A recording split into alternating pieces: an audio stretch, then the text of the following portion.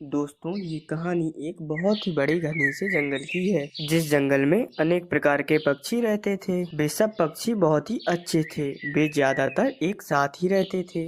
जंगल में रहने वाला मिट्ठू तोता अपनी पत्नी सोनी तोती के साथ रहता था। मगर मिट्ठू तोता के जीवन में बहुत ही ज्यादा परेशानियां चल रही थी, क्योंकि वो जब भी अपने दोस्तों में जाकर बाहर बैठता था, उसके दोस्त उसको यही कहते थे।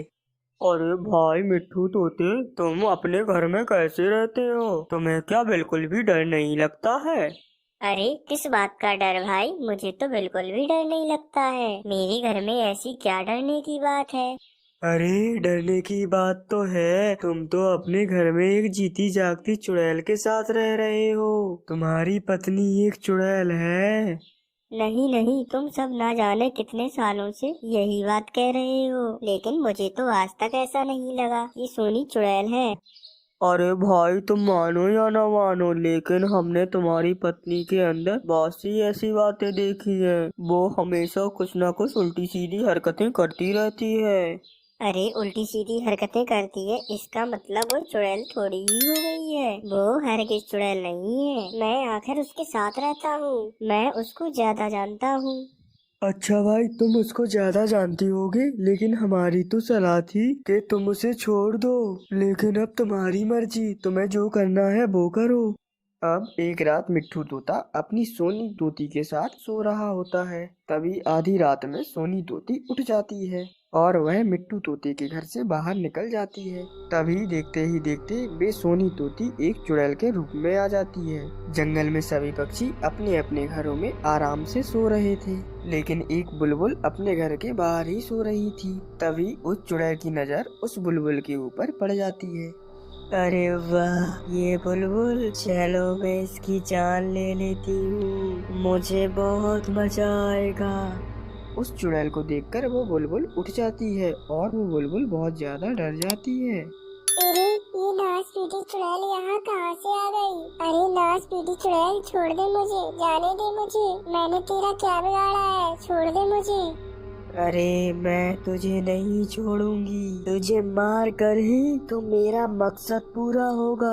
फिर वह सोनी तोती की चुड़ैल अपना मुंह खोलकर उस बुलबुल की जान लेने लगती है। तभी देखते ही देखते उस बुलबुल का सर गायब हो जाता है और वह वहीं मर जाती है। अब उस चुड़ैल के एक सर की जगह दूसरा सिर भी निकल आता है। अब उस चुड़ैल के दो दो सर हो गए थे। चलो, कहीं वो मिट्ठू तोता उठ ना जाए। अगर वो उठ गया तो उसे सारी सच्चाई पता चल जाएगी। अब मेरा मकसद पूरा होने लगा है। चलो मैं अपने घर जाकर अब सो जाती हूँ। फिर वह चुड़ैल दोबारा से सोनी तोती के रूप में आ जाती है, लेकिन अब सोनी तोती के दो दो सर होते हैं। अगले दिन सभी पक्षियों को उस बुलबुल की सिर कटी हुई लाश मिलती है। वे सब उस लाश को देखकर बहुत ज्यादा घबरा जाते हैं। अरे ये क्या, ये इस बुलबुल को किसने मार दिया? इसका सर किसने काट दिया है? अरे हाँ, ये कैसे हो गया? इस बुलबुल की तो किसी से भी लड़ाई नहीं थी, फिर इसे किसने मार दिया? और इसका सर पता नहीं कहाँ चला गया। अरे हाँ, लेकिन अब क्या कर सकते हैं? इस बुलबुल को तो कोई मार के चला गया। अब हम इसका कुछ भी नहीं कर सकते हैं। चलो हम वापस अपने अपने घरों में चले जाते हैं। फिर वो मिट्ठू तोता उस सोनी तोती को उस सर कटे बुलबुल की बारे में बताने आता है। सोनी तोती ने अपने दो सर छिपाने के लिए अपने सर पर एक कपड़ा बांध रखा था। अरे सोनी, तुमने अपने मुंह पे कपड़ा क्यों बांध रखा है? अरे क्या हो गया है तुम्हें? तुम्हारी तबीयत तो ठीक है ना? पता नहीं मुझे तुम्हारा सर इतना बड़ा बड़ा सा क्यों लग रहा है? अरे अरे कुछ नहीं, बस वो मेरे सर में थोड़ा सा दर्द हो रहा था, इसीलिए सर में सूजन आई हुई है। इसीलिए वे सर तुम्हें बहुत ही बड़ा लग रहा है। दर्द की वजह से ही मैंने इस पर कपड़ा बांध रखा है। तुम बताओ, तुम यहाँ पर क्या बताने आए थे मुझे? अरे हाँ हाँ सोनी, मैं तुम्हें ये बताने आया था कि जंगल में किसी ने बुलबुल का सर काटकर उसे मार दिया है।